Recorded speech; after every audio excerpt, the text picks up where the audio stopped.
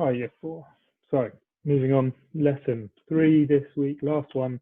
We're going to think about something that we've done recently with decimals, but we're just going to recap. We're going to think about what our steps to success are to make this as easy as possible, and to think about how we might use this across our entire place value grid. So, rounding numbers.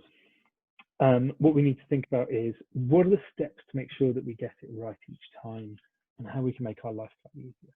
So let's have a look at a few examples, think about what our steps to success might be, and then you can have a go at using some of the numbers you used in the last lesson and just randomly choosing a number to round it to. Okay? Okay, so what are our steps to success? So what we're saying here is we have 740, and what we're going to do is we're going to round that to the nearest 100. So 740 appears between 700 and 800. And that's really important for us because that means that we know we're either going to go to one of the two nearest 100s. That's either down to 700 or up to 800. And remember that when we come to think about our boundaries and why this is 700, whereas that one changes to 800. So our first step, we're rounding to the nearest 100, so we're going to underline that column. So here we have 740, I've underlined 7. Now this just means that we know what our target number is, and it helps us understand where we're going. Then we're going to think about what are the hundreds either side of that. Now we've got that up here, and we've thought about it. 740 comes between 700 and 800. So if it comes between 700 and 800, the hundreds either side of 700 are, if we're going down, is 700. If we're going up, is 800. So we can put those in place. And there we've got our boundaries, 800 and 700 there. Our next step is to think about the column before it. And in this case, it's the tens column. So I'm going to circle it. This is the column that's going to tell us whether we're going to round up or we're going to round down. Now, hopefully all of you are going, oh, I know what to do now. I can use my rule of 5 or more go up or 4 or less go down. And that's exactly right. Our next step is to follow that rule. If it's 5 or more, we go up. And if it's 4 or less, we go down. Now, the reason for this is that if we think about on our number line, where 5 comes, that's at the halfway mark. That's all of that goes up to the next bit, whereas everything below the halfway mark goes down. So that's everything that is less than that 5. So in this case, we're going to go down. So if we were to round 740 to the nearest 100, we would round down to 700, which you can see here. 740 is closer to 700 than it is 800. So this makes sense. So what we need to check is that those steps of success work for any other number. So we're going to choose another number. We're going to choose 3,756. Now I'm not going to put the line up for that one because we're going to have to think about it slightly more. And then we're going to follow through our step success from the previous example and see whether it works. So the first thing we're going to do is what we're rounding to. We're rounding to the nearest 1,000, which means we are going to round, we're going to underline the thousands column, and that's our 3. Then we have to think about what are the boundaries. What are the thousands either side of it?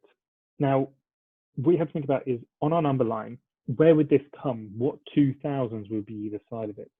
And the trick is that the top one is always one more, and the boundary below it is always that digit. And this actually makes it slightly easier. You're either changing it or not changing it. That's actually the choice you've got to do. All this number tells you is whether you're going to keep this number the same or change it to one higher. And then you get rid of the rest of the number. So we then circle the column before the thousands column, in this case, the hundreds column. There we go. And then we follow our rule. And our rule is 5 more, we go up, 4, and we go down. So in this case, it's 7, that's 5 or more, that goes up to 4,000. So 3,756 rounded to the nearest 1,000 is 4,000. let's have a look at what we're going to do. Okay, so our task for this lesson. We're going to use the steps of success, which we're going to run through in a minute. We're going to take one of the numbers that you created in the last lesson with your naughty and nice game, and you should have quite a few of them, so just remember those. If not, you can always make new ones just by rolling your dice a couple of times. And we're going to practice rounding different numbers. So the first thing is we're going to choose a number. I've chosen 4,568.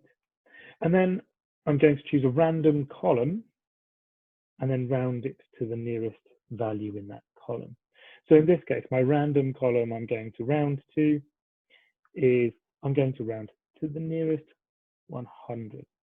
So my first step, remember, our first step is to what we're rounding to and underline that column. So I'm rounding to the nearest 100. So I've underlined that column.